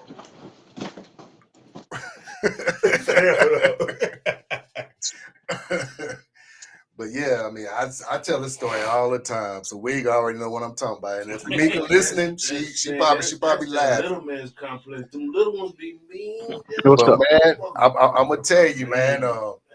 Mean. All I know is that I heard some screaming. Then I saw some fists flying. I turned and Fist was there. I turned, I looked, I said, that's Mika. We finna have to go over there and fight. It was a huge brawl. You can't run away when you in school. You got to go in there. You got to go and get it. I mean, it turned into a huge gang fight. So she was mopping up. I'm talking about 3 or 4 people. She mopping them up. You know what I'm saying? Then we all run over there. We all get into the fight and shit. And I never forget Larry Knox. If you're listening, I apologize, man. But a Mexican had Larry Knox and a damn full Nelson. So you know I'm what? sitting there. I'm swinging. I might remember that. So Nora, I'm swinging, right? And every time I swing, the Mexican will bring Larry in front of us. So I'm hitting Larry. Boom! Larry's like, motherfucker, you hit me. That's when you should have walked there straight line. You should have walked the wrong motherfucker. Hey, I told him, I said, well, goddamn it, Doug. Too, boy. I know the first search. Mike is the same size as he is now. You know what I'm saying? I said, well, Doug, man. You know, that's the crazy thing about our generation. We fight each other. I lived in PD, lived down the hill, I lived on the cuts. We would fight each other all the time in our areas, but when we left that area, couldn't nobody outside that area fuck with us at all. Exactly. Right. It was always that. Go ahead. I'm gonna tell you this story. I never forget this, man. This because my mom worked at the school for years, so everybody used to kick it at my house. I remember when I was young, and before colors came out, before my house burned down, I could show you pictures of these niggas from both sides of the track kicking it together in my mama's house. Mm-hmm. Okay, so fast forward. Now we got the Christian Bloods. Them niggas beat each other up, whatever. I will never forget this, man. We was in Sugar Daddies, man, on 6th Street, and these cats from out of town. I don't know where these cats was from, man. They were dusty ass niggas from somewhere. It just so happened is a bunch of cats from 9 Block, a bunch of cats from the Trey, got the club together, and it wasn't no beefing, but you could tell they kind of separated their own. You know what I mean? So one of them out of town niggas got into one of them cats from 9 Block. It was scope. We go outside and we look up, and them Trey niggas whooping the hell out them out of town niggas. Niggas all 4 corners, nigga. Northside mom nigga whooping them niggas too. Nigga, I don't give a fuck. You not finna come around and fuck with these niggas from my hometown. Right. Like you say, I can whoop them, but nigga, you ain't finna fuck with them. You know what I mean? And that's what I was about to And say. then them niggas, that was the first time I ever seen them niggas come together. Man, they whooped the cowboy shit out these niggas. You know what I mean? That's one thing that I can say, man, is that I'll never forget that. Is that to this day when you walk in the club and I see Mika or I see Shirley or I see anybody who grew up, you know, in that area, we always give each other that look. You good? You good? Yeah. You already know if anything break out. Yeah. Don't worry, Yeah. I got you. You know, because Yeah. biggest small. And it's no question. Yeah, no you know question. What I mean? Abilene, the biggest, smallest city, we really too small for that bullshit anyway. Because at some point in time, all the black people grew up together, kicked to somewhere, and there's no doubt in my mind, somewhere down the line, majority of us from around here, we related. Right. Yeah. You know what I mean? Hell, when my grandfather died in '98, it was 110 of us grandkids, greats and great-greats. You feel me? So ain't no doubt in my mind. You know what I mean? Do you know that's one of the main reasons that I never mess with any black women in Abilene? Me too. Yep.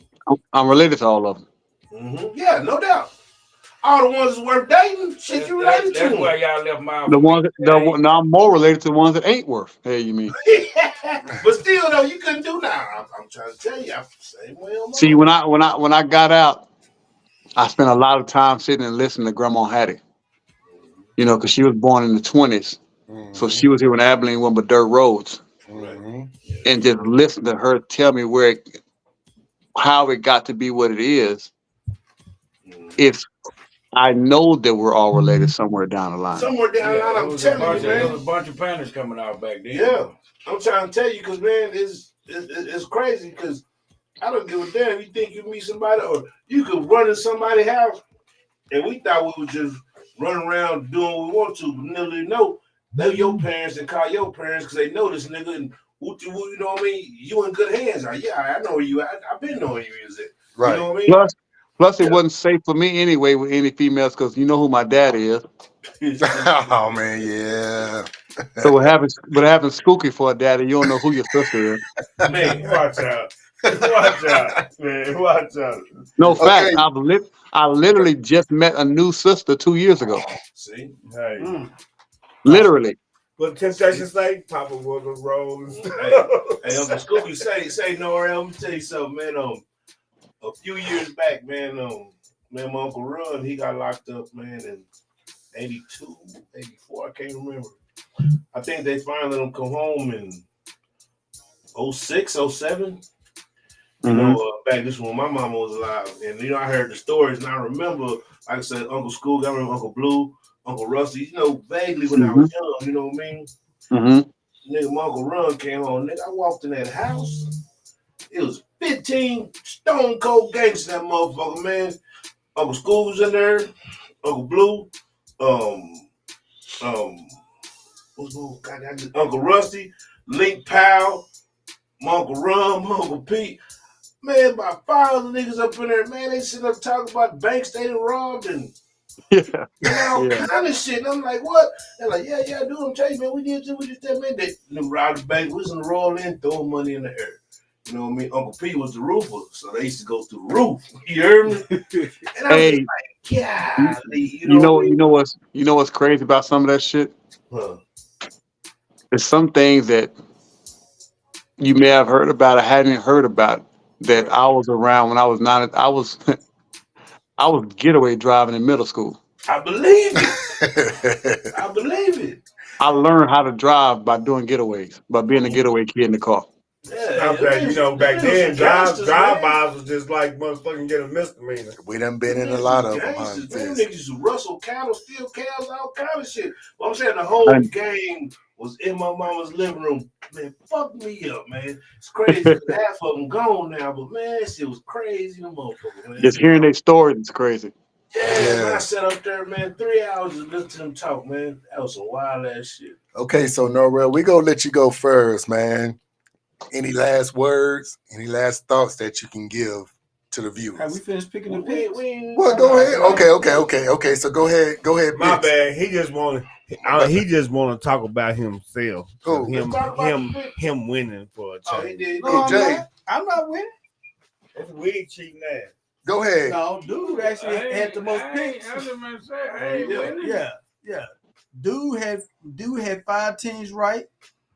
Me, Wig, and Fist had 4 teams right. 4 teams. 4. And what's the name? Pick New Orleans. Give me 5 on that. No, they always cheat with me, man.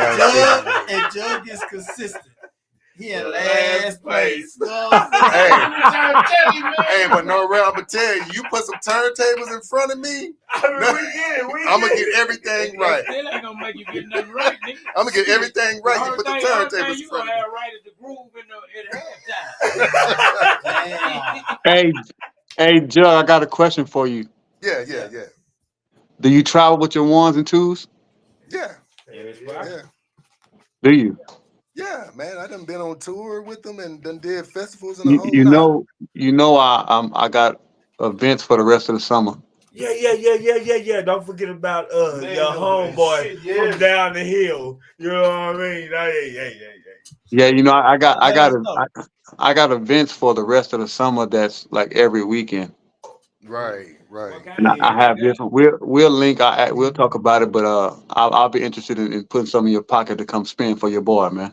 Okay, that's a bet, man. Definitely chop it up, man. It's a bet. Don't bring snap-on tools. Am I invited?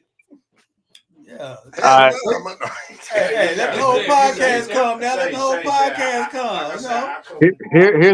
Here's the thing. I'm not into domestic disputes. I'm not into breaking up happy homes. Hey, that's them niggas' fault.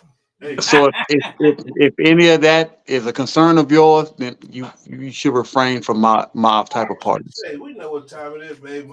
My girl 100, boy, she'll go to a chicken fight with me. Yeah, it's a whole different than the chicken fight. Trust me. I already know. There you go. All right. Let's go get your little last words, because your little bootleg ass motherfucker. So we turning our picks. What happened to the game stuff? Man, they basically said I picked the most right. Yeah. Dude got 1 right. Dude be cheap. He got 5. Me, Jay Will. So it's the final 4. Who you got? Huh?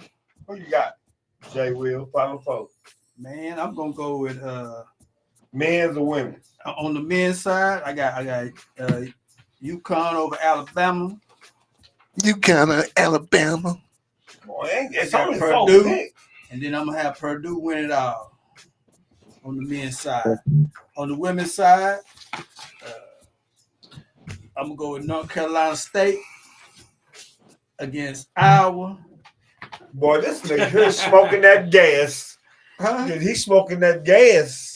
And I'm gonna have Iowa State win it out. Boy, that boy on that gas. What? Yeah. Okay, who's next? Wig. Go ahead, Wig. Yeah. We need somebody to talk some sense. I got UConn. I got UConn and Purdue. But I ain't gonna. We ain't gonna win the championship On the women part. I got Iowa and I got what's the other 2 teams playing? South Carolina. Yeah, I got Iowa, South Carolina. That's gonna be in the championship. Yeah, see that's what I got on the women's side. I got South Carolina playing Iowa. Yeah. You know what I mean? So of course I got South Carolina over.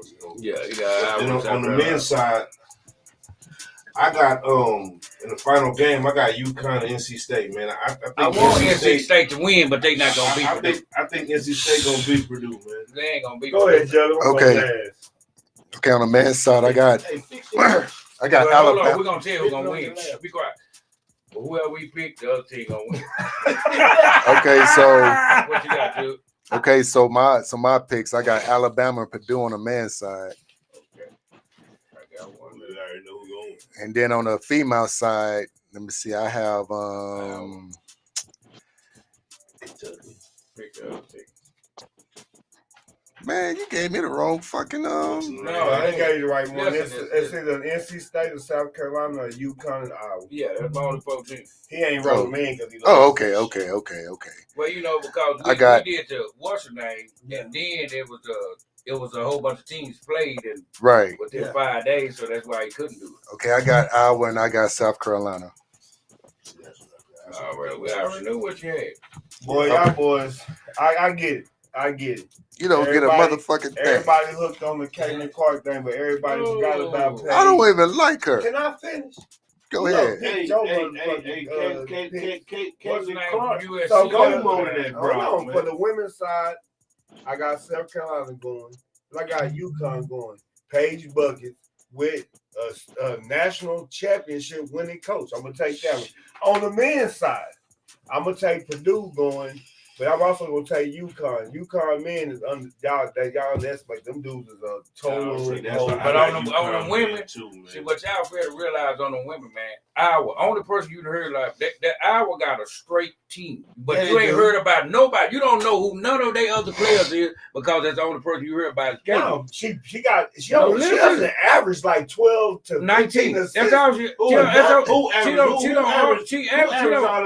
don't average them about 19 points.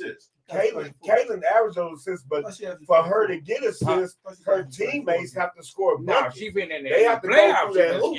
So I get that she got the rest of the team, but y'all act like Gino just gonna walk up in that motherfucker and let her do her thing. Have she scored under 30 in L game? Good in the tournament. Not in the tournament. Y'all ain't scored Paige Bucket. Okay, so we have the picks. She ain't scored no 30, 40 points a game, no. Okay, so we had the picks.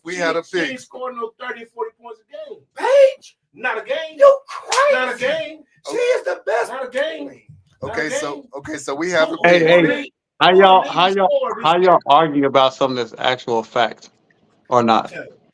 You argue about opinions. You can't argue about facts. So check this out. Check. All right, for you get off, I'm gonna go ahead. I gotta go ahead and say this. Okay. You have a player, right? That's playing, right? And yeah, I'm not gonna take nothing from Caitlin that she is doing her thing. But when you take a player and a coach, Michael Jordan, Phil Jackson, and the rest Phil of the team, Jackson, and the rest of the can team. I finish? Okay, even I then. See, they won't even let me But you still one player like they was the only one on the team. I'm not. Somebody call order in the court. Order in the court. Check this out. I get what y'all saying. But UConn is a Gino ain't won 11 national championships for nothing. She's failed some too. But he failed. But you think he gonna let one player walk into the stadium and he gonna make them other players score 30 points? Caitlin is not gonna score 30 points this game. He's only got one of his starting five. Everybody else is injured. Man, Gino been doing this the whole season. That's why y'all ain't been watching. Okay, so starters is injured. okay, so we have the picks. They shouldn't be. Lord. Was you watching that game? Okay, hold up. Okay, so we have the picks. Let's go to the last word. All right, let me have your papers. I go first. Hey, everybody come out next tomorrow night, 8 to 2 p.m. college night. The exclusive cherry. Come out and check us out. Military ID and college ID before 10, $5. Everything after that is 10. Come out and see us. 1082 South 2nd.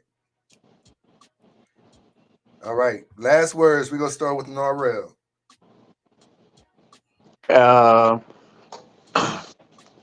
Never let your last words be your last words, man. You gonna stop there, but Oleahi people always asked me what it meant, so I just made up a definition. That's how I live my life. Never expect to receive more than what you've given. Already. Nobody owes you anything. If you don't go get it, then you don't deserve it. Right, man. Everything that you accept in life, that's what you deserve. If you accept how you live, and you deserve to live like that, whether you want to or not.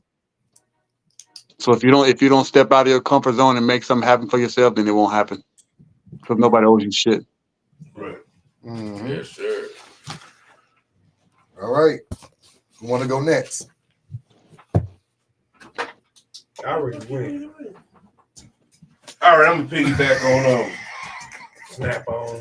what this cat said on the video I seen. You know, when we was in school, they separated all the special education people. they separated them for us. We didn't see them, you know what I mean? And then once everybody graduated, they just dumped these motherfuckers out in the free world. So before you go to arguing and kicking with somebody, just remember that might have been that special ed motherfucker in the back of that class that you never seen because they kept them separated. But now they dumped them out in the free world with us. So, before you go off and get mad and pissed off and start arguing with a crazy motherfucker, just remember. Nigga sitting in the back. That nigga might have been crazy.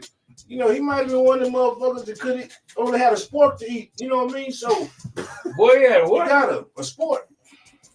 A sport. Yeah, man. Like, them niggas couldn't even on knives and forks and shit, man. They had a sport. Oh, man. And it was plastic, too.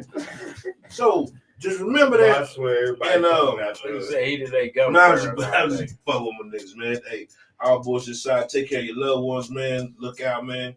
Ain't nothing wrong calling, checking on somebody. You never do know. You never will know. Sometimes it's just a simple phone call. Hey, man, how you doing? Yeah, I hang up. Man, that can determine a person's whole outlook on the day, life, and that can change the whole motherfucking aspect. Just a simple phone call. Just check on somebody. You know what I mean? Wig. Man, I say this every weekend, man. Don't drive drunk this weekend, man. If they out there, they ran to tear a nigga's ass up. Everybody keep their head up, man. And I still need that dollar from a million people. Jay Will. Bill Cosby. Charlie, man, Bill Cosby. Are you talking about me? And they called you Cliff Huxtable. Nah, was he Bill Cosby or Cliff Huxtable? You know, I'm gonna let you make it since your birthday coming up. Whose birthday? Huh? Oh, here. You Huh? hot, man. This birthday coming up. That's how you hot. When it's on the Whoa, 32nd. man, that bitch clean, but goddamn, it's 80 degrees. When you're an alpha man, we ice cold at all times. You know Go ahead, Jay Will. But hey, I would say this though. I'm gonna say this, and I say this too all the time. Pay attention to these elections, man. Understand the parties, and voteless people is a hopeless people. You know what I'm saying? So pay attention, man. I think this election coming up is going to be very important. We may got two sorry candidates, but there's always a third one. So, Well, y'all can't tell he's gonna be a dictator on y'all. hey, just pay attention, man. That's all I'm telling y'all, man. Pay attention. Fizz. He ain't gonna win. He already said he. This already won. I said mine. Oh, I'm okay. gonna go ahead and hit it out there. You- Put the jello pudding out there Same, when he man. was talking. Okay, so Oh, pudding pop eating ass. okay, so it's my turn, I guess. God damn, they call nigga Jello food pop. All right, I'm gonna say this, man. Come on, man. Let Thurston have the third time. Damn. I'm gonna say this, man. 2 years ago, I won't say shit to now, motherfucker, about who I am, what I do, what's bothering me, and the pressures that I had. I changed that person. Now I talk about my shit, and I'm happy about it because I talk. One thing what people got to understand is that everybody go through shit.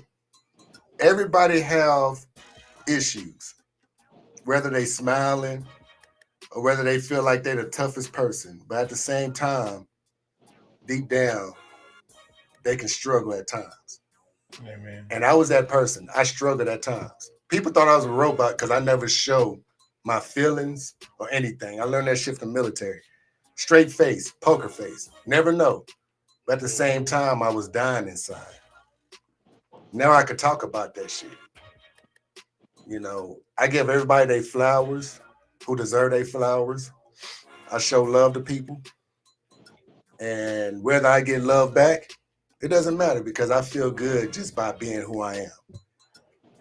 That's why I always say, be who you are, know your worth, and go get what the fuck is yours. Already. Big facts. Say, your ghetto ain't no harder than mine. Let me have Bill Cosby, y'all. Ghetto ain't no harder than mine. Till next time. Norrell, we appreciate you chiming in, man, and giving us your time. One love, man. Appreciate you, Norrell. Appreciate you, baby. For sure. Real talk, man. We gonna chop it up, man. Like I said, man, you was a part of my growth of getting back to where I wanted to be at. And I appreciate you 100%. So Ben Love, man, I love you boys, man. I'm proud of y'all for doing your thing, man. Appreciate you boys for having me on here, man. It's love. You know, we all go back 40 years, you know what I'm saying? And just the respect. See y'all doing y'all thing. It's inspiring. He said if it weren't for you, he wouldn't have. He'd still be eating duty bugs to this day. That's right. Hey, y'all come out to the spot tomorrow and wish Piss a happy 58th birthday. Exclusive cherry, 1082, South Second. Hold on. I got a question. For you down the hill cats. Because I tell people, like I say, it's a lot of stories that I hear or that I experience that you wouldn't believe me if you weren't there. I've told people that we used to use gallon jugs and a chihuahua to hunt prairie dogs in the park. And nobody believed me. Yeah. I remember Junior Flip had a chihuahua named Pee Wee. They used to run a prairie dog down. Man, that's some real down the hill shit. We used to turn a gallon jug full of water in a hole, and they come out with the hole. He would run them down, and we sell the pelts like we was real. I will vouch for that. You goddamn right. I'll vouch for that. People never know. People look at you and never know what you've seen. And so you have to always give people room for what they've been through when you're dealing with them, because you have no idea what they've been through. Right. You gotta take that into consideration. Hey, that's one thing I like about Abilene, Texas, man. Nothing. Stories, man. We can go pound for pound with the biggest city. You know what I mean? Facts. We got Big some stories for your ass. You know what I mean? Big facts. Yeah, man. All right. Well, till next time. Let's keep it to the sky.